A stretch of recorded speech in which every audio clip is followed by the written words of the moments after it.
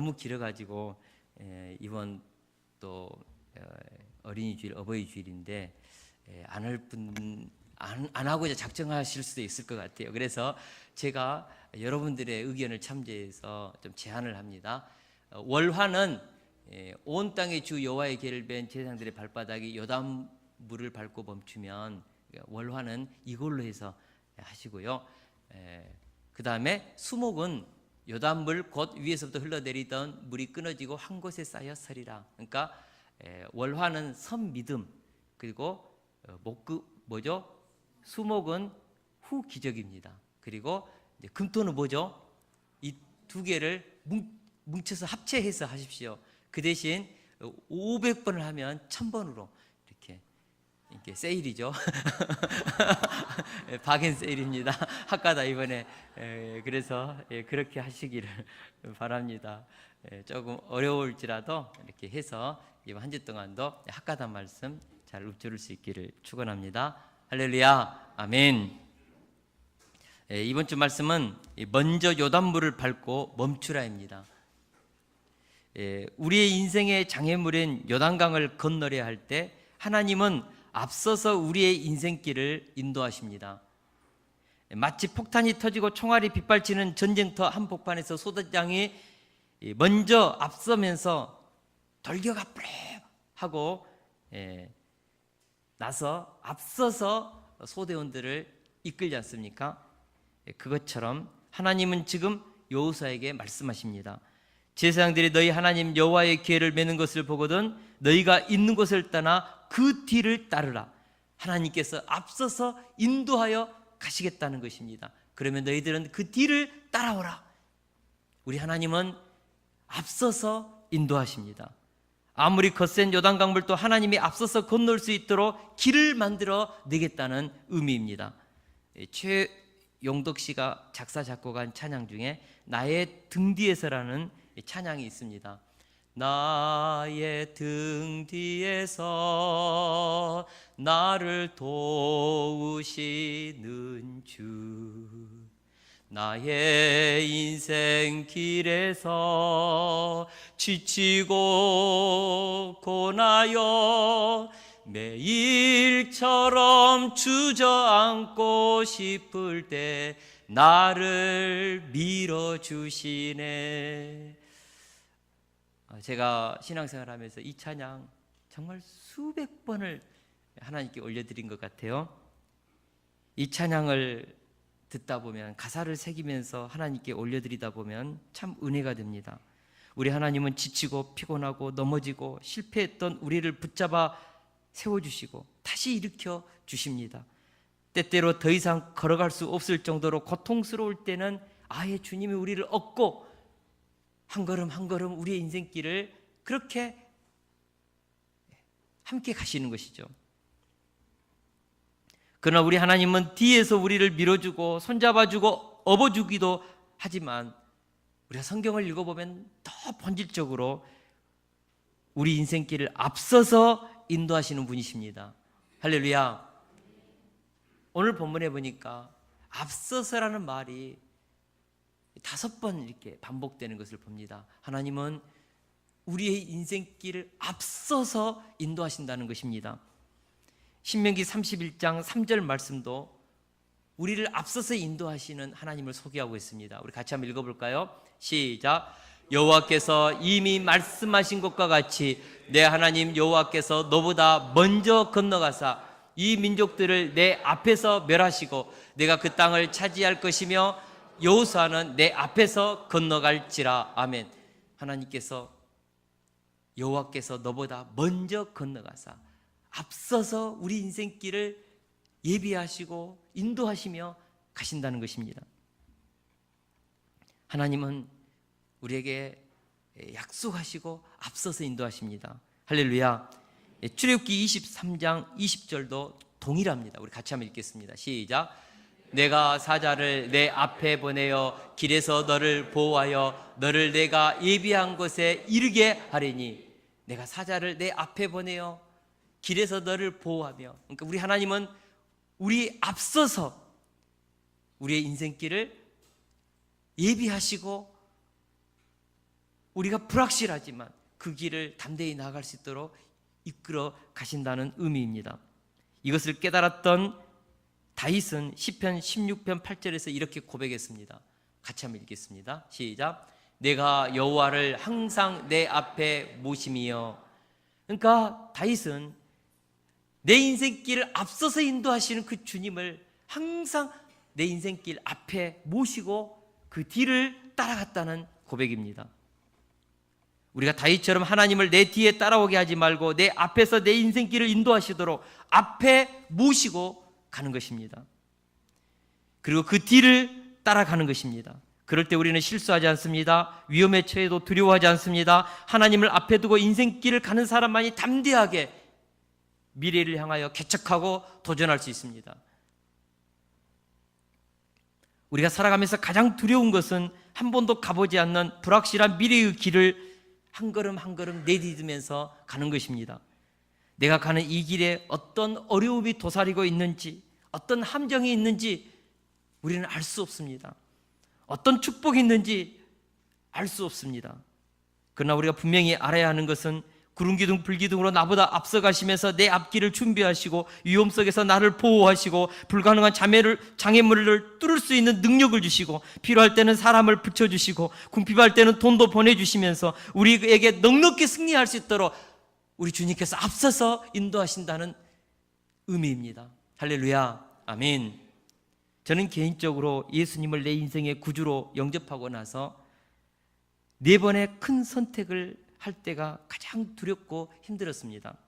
첫 번째 선택은 군 전역을 앞둔 1990년 6월에 관광경영학과를 내 전공으로 살려서 호텔 경영인의 인생을 살 것인가, 아니면 UBF라는 선교단체가 지향하는 선교사의 삶을 살 것인가, 두 갈래 길에서 군대 생활하는 내내 고민했습니다.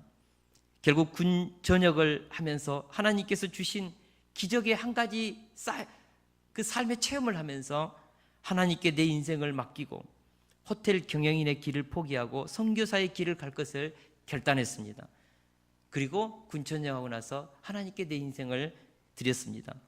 두 번째 선택은 1997년 7월에 UBF를 떠나 신학대학원에서 신학 공부를 할 것인가, UBF에 남아서 계속해서 헌신할 것인가를 두고 고민할 때였습니다. 당시 저는 풀타임 인턴으로 사례비를 받고 있었고 아내는 가게를 운영하고 있었습니다. 모든 삶이 안정을 찾아갈 때였습니다. 그러나 21세기를 하나님 앞으로 이끄는 영적 지도자의 삶에 대한 비전을 붙잡고 다시 새로운 인생을 살고자 마음속에 결단하고 경주를 떠나올 때 4시간을 울고 왔습니다. 너무 고통스러웠어. 세 번째 선택은 목사 안수를 받고 부교육자 생활을 하던 2009년도에 개척을 할 것인가, 계속 기다리면서 청빙을 받을 것인가, 선택의 기로에 서서 개척하기로 결심했던 길고 긴 2009년 한 해 동안의 갈등이었습니다. 결국 개척하기로 방향을 잡고 2010년 1월 3일에 개척을 시작했습니다. 네 번째 선택은 2017년 한 해 동안 다음 세대를 위한 대안학교를 시작할 것인가, 아니면 하나님이 어떤 것을 주실 때 더 기다려서 환경이 준비될 때 할 것인가, 갈등 속에서 수많은 날들을 불안과 번민 속에 보내다가 기독사관학교를 시작하고자 뜻을 정하고 2017년 12월 17일 세숙 기독사관학교 설명회를 할 때였습니다. 인생을 살아가면서 가장 힘들고 어려운 시기는 길을 가다가 두 갈래 길이 나타났을 때 어떤 길을 갈 것인가, 선택의 기로에 섰을 때, 그때가 가장 힘들었습니다. 두 갈래의 길 앞에서 수없는 망설임, 그리고 불안과 두려움, 어떤 길이 더 나을까 끝없는 생각, 계산, 그리고 반복되는 기도 시간, 그러다가 결국 하나님께서 주신 마음의 감동을 따라 선택한 길이 지금 저의 삶을 만들었습니다. 저는 예수 그리스도 안에서 선택하면서 살아온 지금의 삶을 후회하지 않습니다.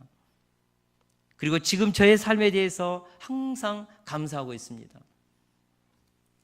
학창시절에 미국 시인 로버트 프로스트가 쓴 아무도 가지 않는 길이라는 시를 한 번쯤은 우리가 읽어보았을 것입니다. 노란 숲속에 길이 두 갈래로 났었습니다. 나는 두 길을 다 가지 못하는 것을 안타깝게 생각하면서 오랫동안 서서 한 길이 굽어 꺾여 내려간 데까지, 바라다 볼 수 있는 데까지 멀리 바라다 보았습니다. 두 길을 놓고 가보지 않는 그 한 길이 너무 안타까워서 멀리까지 이 길을 가면 어떤 길이 목적지에 다다를까 생각해 보았다는 거죠. 그리고 똑같이 아름다운 다른 길을 택했습니다. 그 길에는 풀이 더 있고 사람이 걸은 자취가 적은, 아마 더 걸어야 될 길이라고 나는 생각했었던 게지요. 그러니까 이 시인은 좁은 길, 좀 더 모험을 해야 되는 거친 길을 선택한 것입니다. 그 길을 걸음으로 그 길도 거의 같아질 것이지만 그날 아침 두 길에는 낙엽을 받는 자취는 없었습니다. 내가 두 갈래 인생길을 선택하는 그 선택의 기로 앞에 서서 두 길 다 가보지 않는 미개척 분야였지요. 나는 다음 날을 위하여 한 길은 남겨두었습니다. 인생의 먼 훗날 또다시 그 길을 갈 수 있을 거라는 기대감을 가지고 한 길은 남겨두고 아쉽지만은 내 마음에 감동이 오는 그 길을 택한 것이죠. 길은 길에 연하여 끝없으므로 내가 다시 돌아올 것을 의심하면서 인생의 길을 가다 보면 그 길은 끝없이 계속해서 길을 열어주고 다시 가보지 않은 그 또 다른 길을 내가 선택할 수 없다는 것을 내가 아는 것이죠. 결코 그 내가 선택하지 않았던 그 길을 나는 다시 살아볼 수 없는 것을 나는 의심하면서 훗날에 나는 어디선가 한숨을 쉬며 이야기할 것입니다. 숲속에 두 갈래 길이 있었다고, 나는 사람이 적게 간 길을 택하였다고, 그리고 그것 때문에 모든 것이 달라졌다고. 이 시인은 인생에 가보지 않는 그 길에 대해서 내가 택하지 않은 다른 길을 내가 선택해서 갔더라면 내 인생은 어떻게 달라졌을까?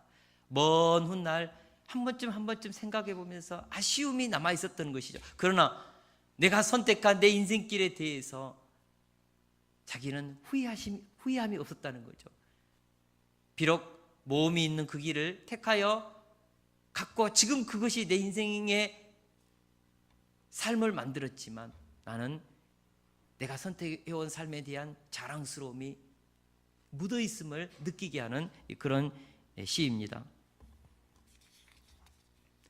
우리는 인생의 갈림길에서 두 길을 다 갈 수 없는 시간의 한계, 공간의 한계, 몸의 한계를 가지고 있습니다. 한 길을 선택하면 다른 길은 사라집니다. 그래서 깊이 생각하고 갈등하고 어떤 길이 내 인생의 행복을 위해 더 좋은 길인지 고민하고 또 고민합니다. 결국 시인은 지금의 내 삶은 인생의 갈림길에서 내가 선택한 결과로서의 삶이라고 고백합니다. 내가 선택한 그것 때문에 모든 것이 달라졌다고 먼 훗날 지금의 삶을 고백하는 것이죠. 그것은 아쉬움도 있지만 오히려 자신이 선택한 삶에 대한 자랑일 수도 있습니다. 그러나 어떤 길을 갔든지 가보지 않는 그 길을 갔더라면 더 좋았을 것이라는 후회는 하지 말아야 합니다. 왜냐하면 우리는 그 상황에서 그 형편에서 최선의 선택을 하면서 여기까지 왔기 때문입니다. 여러분, 우리는 그 상황에서 내가 알고 있는 모든 지식을 다 동원해서 내가 할 수 있는 최선의 선택을 했습니다.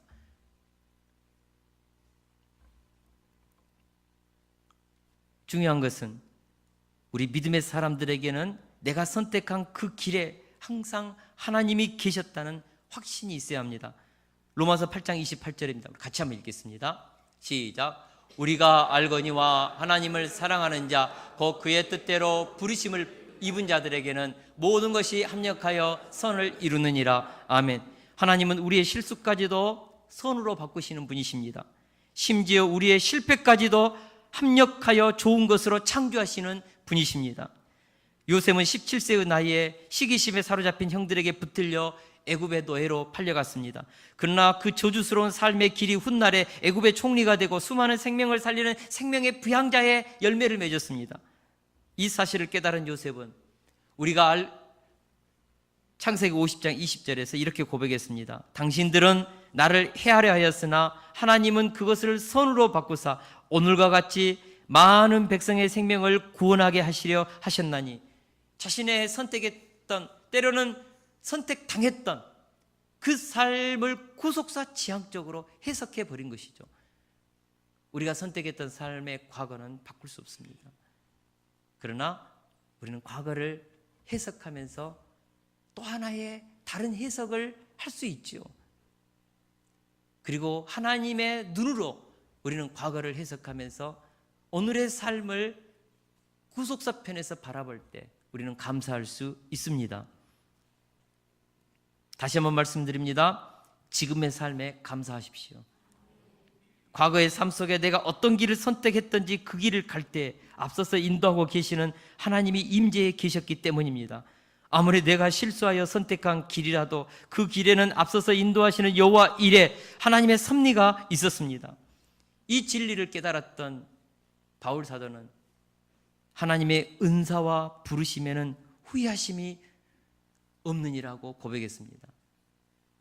하나님께서 우리에게 은혜를 주시고 우리를 택하여 우리 인생길을 앞서서 인도하시는 그 하나님, 내가 선택했다 할지라도 앞서서 인도하시는 그 하나님의 부르심과 은혜 안에서는 후회하심이 없습니다. 나는 실패하지만 나를 부르신 하나님은 실패가 없으십니다. 나는 실수하고 넘어지지만 나를 인도하고 계시는 하나님은 실수하지 않으십니다. 내가 잘못된 선택을 했지만 그럼에도 불구하고 하나님은 내 삶을 위험에서 건져내시고 새로운 기회의 세계로 매일매일 새롭게 합력하여 선을 만들어 내고 계십니다. 나는 후회하고 미련하게 살았다고 통곡하지만 나를 여기까지 인도하신 하나님은 나로 인하여 즐거워하고 기뻐하고 계십니다. 우리가 이 시간 깨달아야 합니다. 내가 정말 하나님의 자녀라면 하나님은 내가 가보지 않는 미래를 앞서서 인도하셨다는 이 사실을 우리가 믿자는 것입니다. 그것이 어떤 선택의 길이든 그 길에는 하나님의 선하신 인도하심이 있었다고 성경은 우리에게 말하고 있습니다. 결국 하나님의 앞서서 인도하시는 그 하나님의 손길 안에서 우리는 승리할 것입니다. 할렐루야. 사도 바울의 고백입니다. 우리 같이 한번 읽어보겠습니다. 로마서 8장 35절 37절 시작.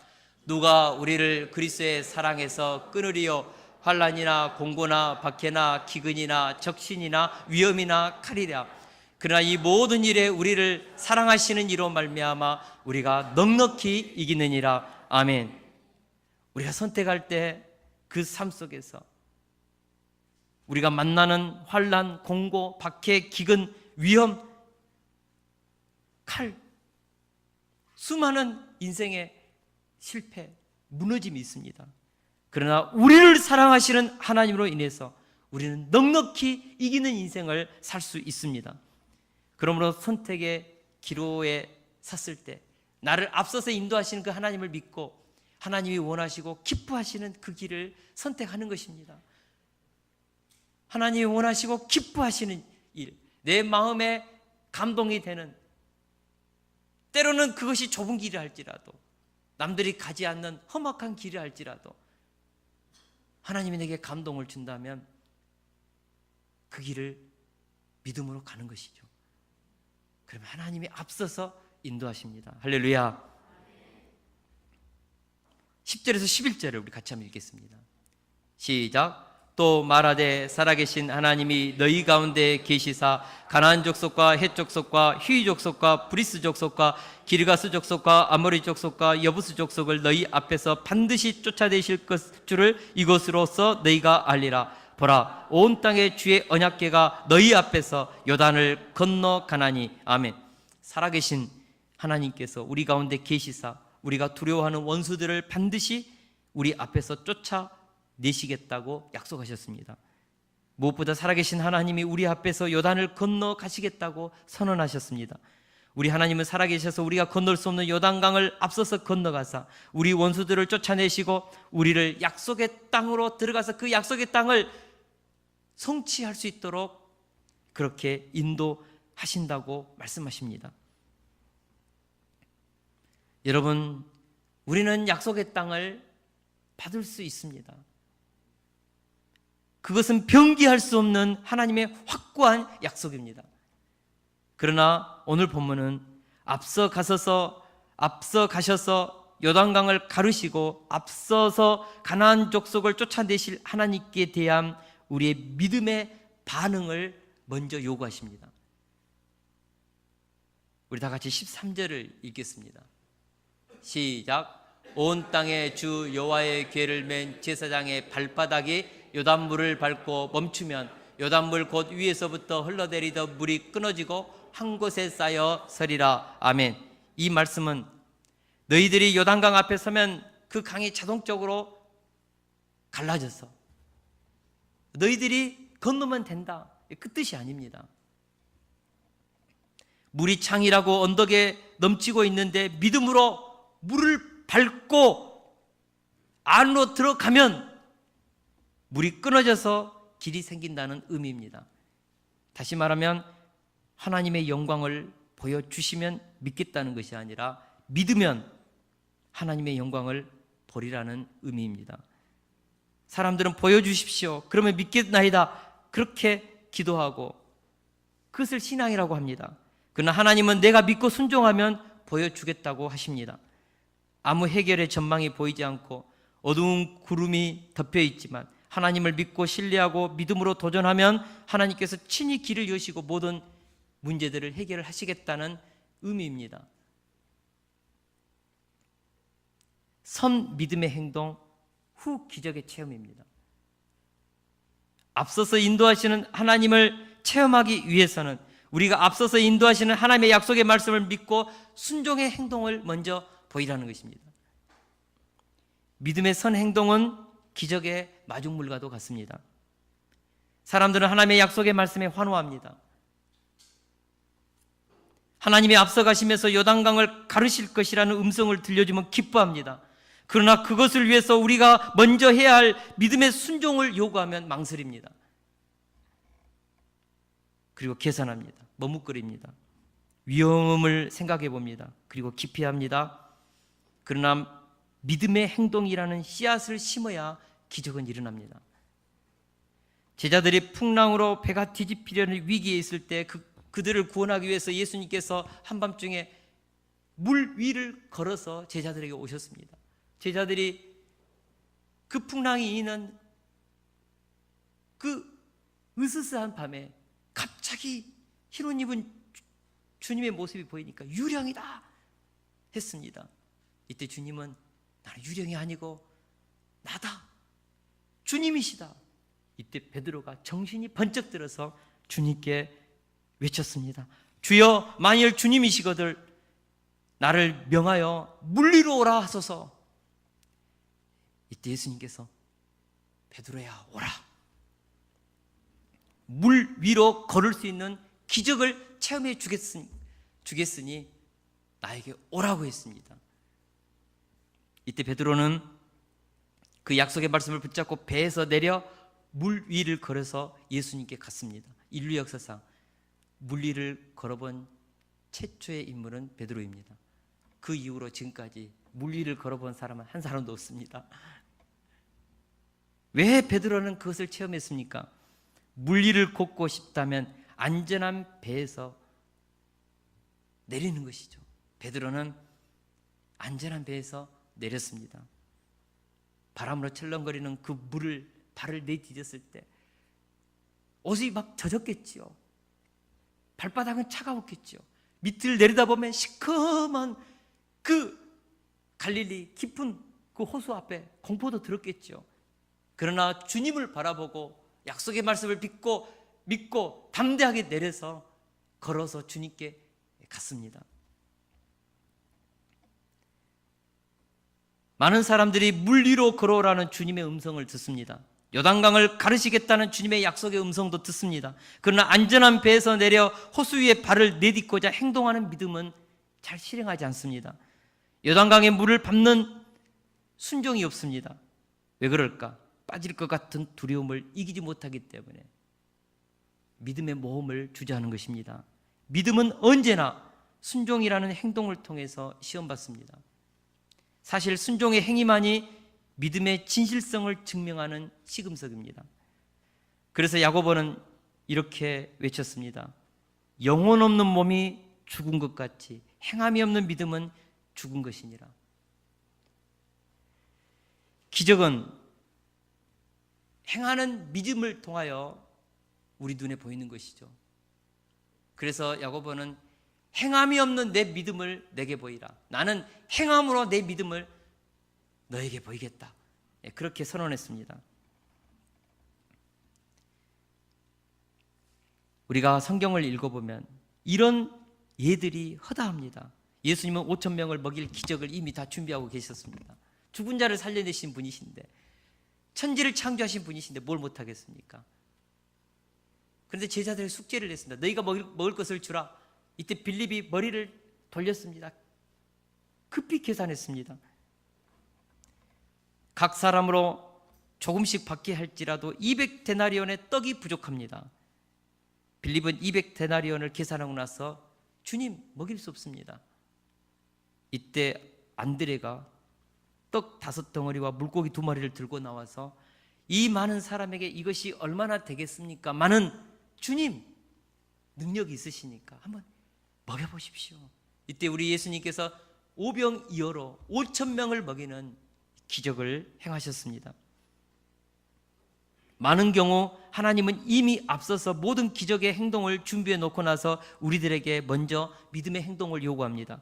하나님께서 아브라함에게 하나밖에 없는 사랑하는 아들 이삭을 모리아산에서 드리라고 요청할 때 이미 앞서서 순양을 준비해 놓으셨죠. 아브라함은 순종하여 아침 일찍 일어나 아들을 데리고 3일 길을 걸어서 모리아산에 올라가서 아들을 결박하고 칼을 꺼내어 심장을 향하여 칼을 내리칠 때 하나님께서 아브라함을 말렸습니다. 아브라함아, 그 아이에게 손을 대지 말라. 그에게 아무 일도 하지 말라. 내가 내 아들 내 독자까지도 내게 아끼지 아니하였으니 내가 이제야 내가 하나님을 경외하는 줄을 아노라. 그리고 나서 아브라함의 눈을 뜨게 해서 한 순양을 숯불에 걸려 있는 것을 보게 했습니다. 여호와 일에 하나님은 행동하는 믿음 후에 체험되는 하나님이셨습니다. 우리가 인생의 장애물인 요단강이 갈라지는 기적을 체험하고 싶다면 내가 먼저 요단물을 밟는 믿음의 행동을 보여야 합니다. 행동을 보이지 않고 말씀의 뒤에서만 요단강을 갈라주십시오, 그러면 건너겠습니다, 그렇게 말하는 것은 믿음이 아닙니다. 계산하고 결단하지 못하는 사람은 하나님의 약속의 기적을 체험하지 못합니다. 요단강이 갈라지는 기적은 내가 요단물을 먼저 밟고 멈출 때 흘러내리던 물이 끊어지고 한 곳에 쌓여 서리라는 그 기적을 보게 되는 것입니다. 신앙생활은 귀로만 듣는 성경 공부가 아닙니다. 신앙생활은 예배당에서 예배만 드리고 기도만 하는 이론이 아닙니다. 신앙생활은 내 삶의 현장에서 말씀의 순종이라는 실습을 통해 말씀의 능력이 나타나고 기도의 능력이 나타나는 체험이 뒤따라야 합니다. 내가 경영하는 사업터에서, 내가 직장생활하고 있는 그 삶의 현장에서, 내가 살아가고 있는 그 가정에서, 양육하는 그 자녀들과의 관계성 속에서 하나님의 말씀을 적용하는 것입니다. 순종하여 그 말씀대로 믿음의 행동의 씨앗을 심는 것이죠. 그것을 통해서 하나님이 어떻게 살아계셔서 내 인생의 요단강을 가르시는지 하나님의 기적의 능력을 체험하는 것입니다. 그 체험이 있을 때 우리는 믿음의 길을 힘있게 걸어갈 수 있습니다. 귀로 듣고 머리로 생각하고 마음으로 확신하여 손과 발을 움직이는 순종을 통해 내 눈에 보이는 하나님의 살아계심을 체험할 수 있는 것이죠. 그럴 때 우리는 진정한 그리스도인의 삶을 담대하게 거침없이 살아낼 수 있습니다. 말씀에 순종하여 제사장들이 발바닥으로 요단강 물 위를 밟았을 때 어떤 일이 일어났는가? 우리 15절에서 16절 말씀을 함께 읽겠습니다. 시작. 요단이 곡식 거두는 시기에는 항상 언덕에 넘치더라. 궤를 맨 자들이 요단에 이르며 궤를 맨 제사장들의 발이 물가에 잠기자 곧 위에서부터 흘러내리던 물이 그쳐서 사르단에 가까운 매우 멀리 있는 아당 성읍 변두리에 일어나 한 곳에 쌓이고 아라바의 바다 여매로 향하여 흘러가는 물은 완전히 끊어지매 백성이 여리고 앞으로 바로 건널세. 아멘. 제사장들이 발이 요단강 물을 그 담그면서 앞으로 나갔을 때 엄청난 기적이 일어났습니다. 갑자기 물이 스톱했습니다. 여러분, 흐르는 물은요, 흙과 돌로 막아야 그게 멈추는 것이지 아무것도 없는 상태에서 물이 어떻게 멈춥니까? 근데요, 물을 제사장들 발을 그 물에 담고 믿음으로 나갔을 때 요단강 물이 스톱했습니다. 그리고 물이 담벼락을 이루었습니다. 생각해 보십시오. 홍해의 물은요, 좌우에 갈라지면서 물이 기둥을 섰습니다. 근데 요단강은 한쪽만 기둥이 서고 갑자기 물이 서니까 강물은 사해 쪽으로 흘러서 그 바닥이요, 어떻게 됐다고 했습니까? 오늘 본문이니까 말랐습니다. 한쪽에는 갑자기 물 담벽이 서고 한쪽은요 말라서 먼지가 막 일어나도록 그런 기적이 일어난 것이죠. 오늘 본문에 보니까 여리고에서 사해까지 9km가 물이 사라지고 마른 바닥이 되었습니다. 그리고 여리고에서부터 저기 오늘 본문에 보니까 어디까지요? 아담성읍 변두리까지, 여리고에서 약 24km 떨어진 곳까지 물이 역류해가지고 쌓였다는 것이죠. 출애굽 후 하나님께서 행하신 전무후무한 기적의 역사였습니다. 여호와의 언약궤를 맨 제사장들은 요단 가운데 마른 땅에 굳게 섰고 200만이 넘는 이스라엘 백성들은 찬송을 부르며 마른 땅이 된 요단강을 기쁨으로 건넜습니다. 어떤 학자가 계산해 봤는데 200만이 건너려면 하루 한나절은 좋게 건넜을 것이다. 그러니까 한나절 동안 요단강 물이 선 것입니다. 여기서 우리가 생각해 보아야 할 것이 있습니다. 하나님께서 왜 요단강을 건너는 이 기적을 이스라엘 백성들이 두 눈으로 보게 하고 체험하게 했을까? 우리 다시 한번 9절에서 10절을 함께 읽겠습니다. 시작. 여호수아가 이스라엘 자손에게 이르되 이리 와서 너희의 하나님 여호와의 말씀을 들으라 하고 또 말하되 살아계신 하나님이 너희 가운데에 계시사 가나안 족속과 헷 족속과 휘 족속과 브리스 족속과 기르가스 족속과 아모리 족속과 여부스 족속을 너희 앞에서 반드시 쫓아내실 줄을 이것으로써 너희가 알리라. 할렐루야, 아멘. 이 요단강이 갈라지는 이 사건으로서 너희가 알아야 될 두 가지가 있다고 했습니다. 하나는 살아계신 하나님이 너희 가운데 계시다는 것을 너희들이 확신해라, 그것입니다. 살아계신 하나님이 너희 인생 가운데 있다는 것이죠. 또 하나는 하나님이 앞서서 모든 원수들을 쫓아내실 것을, 그리고 너희들은 그 가나안 땅을 받을 것을 확신하라는 것이죠. 뭘로 이것을 확신하라는 것이죠? 요단강이 갈라지는 이 기적을 보면서 하나님이 너희 가운데 살아계신 하나님이 함께 하신다. 때로는 그 하나님이 느껴지지 않아도 함께 하심을 믿으라는 거죠. 지금은 불확실하고 아이성에서 실패했다 할지라도 반드시 하나님이 약속의 땅을 너희에게 주신다는 것을 믿으라는 것이죠. 이것을 확신시키기 위해서 이 기적을 보여줬다고 말씀하고 있습니다. 출애굽 때부터 지금까지 하나님께서는 수없이 이스라엘 백성들에게 가나안 땅을 주시겠다는 믿음을 심기 위해서 애쓰셨습니다. 여호수아서 1장에서는 하나님이 여호수아에게 두려워하지 말며 놀라지 말라. 내가 어디로 가든지 내 하나님 여호와가 너와 함께하느니라.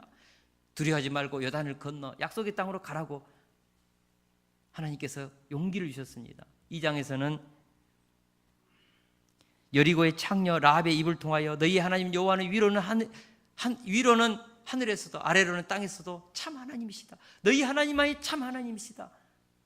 이것을 기생 라합을 통하여 확신시켜 주시고 가나안 땅은 너희 것이다라고 다시 한번 하나님께서 각인시켜 주었습니다. 3장에서는 요단의 강물을 멈추는 기적을 통하여 약속의 땅 가나안을 주신다는 확신을 다시 한번 심어주신 것이죠. 여러분, 하나님은 우리에게 이런 확신들을 우리가 인생길을 가는 동안 한 번씩 기적을 통하여 체험하게 하십니다. 하나님께서 왜 기적을 보여주시는가? 왜 요단강이 갈라지는 그 기적을 체험하게 하시는가? 왜 홍해가 갈라지는 기적을 체험하게 하시는가? 물질이 없는 궁핍한 가운데서도 보내주시는 그 하나님을 왜 체험하게 하시는가?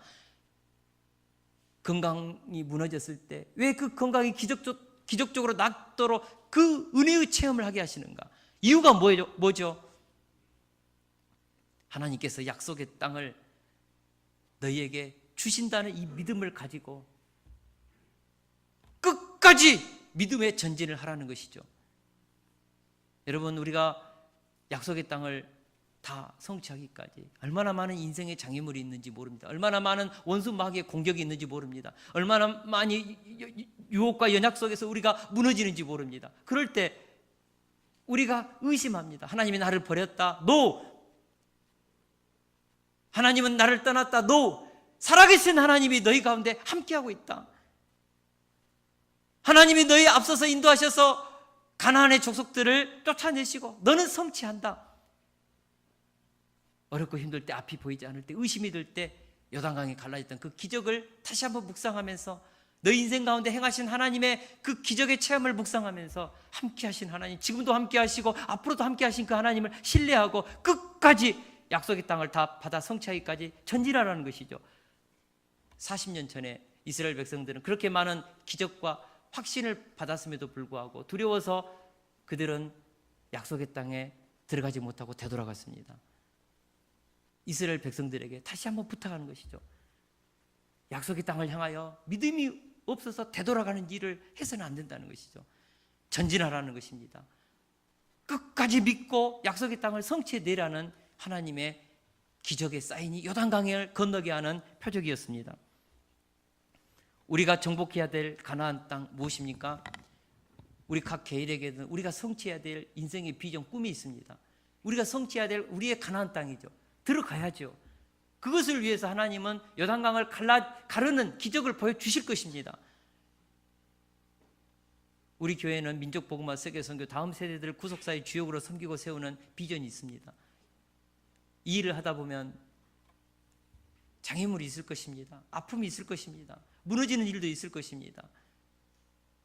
그런 하나님이 주시는 비전이 있다면 그 약속의 땅을 성취할 때 살아계신 하나님이 우리와 함께 하시기 때문에, 살아계신 하나님이 우리의 앞길을 인도하시면서 결국은 승리케 하실 것을 믿기 때문에 포기하지 말고, 되돌아가지 말고, 넘어지지 말고 일어서서 끝까지 전진하라.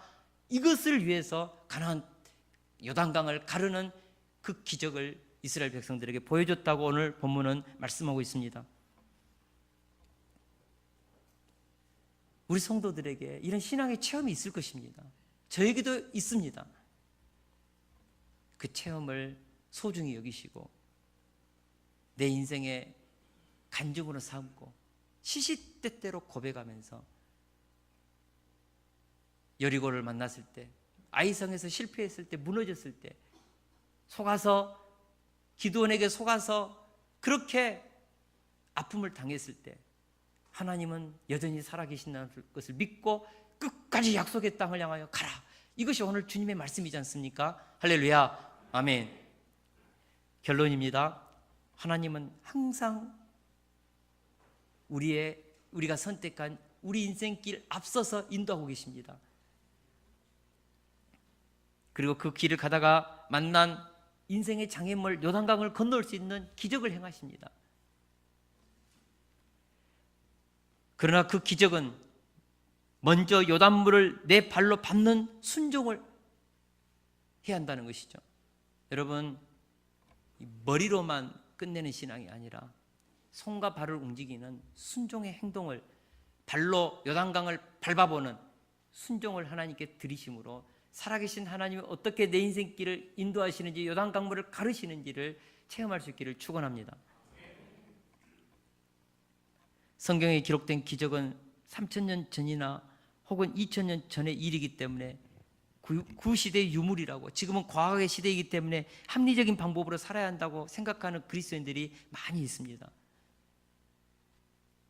그러면서 신앙은 교회에서만 통하고 성경은 천국 가는 데만 적용돼야 한다고 그렇게 믿는 분도 있습니다.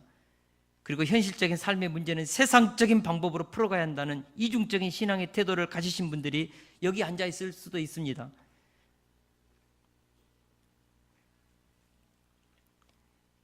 그러나 우리가 이런 이중적인 신앙의 태도를 우리가 버리고 하나님 우리에게 주시는 이 약속의 말씀을 붙잡고 이번 한 주 동안도 내 삶의 현장에서 적용해 보시고 순종하면서 선포해 보시고 그리고 나아갈 수 있기를 축원합니다.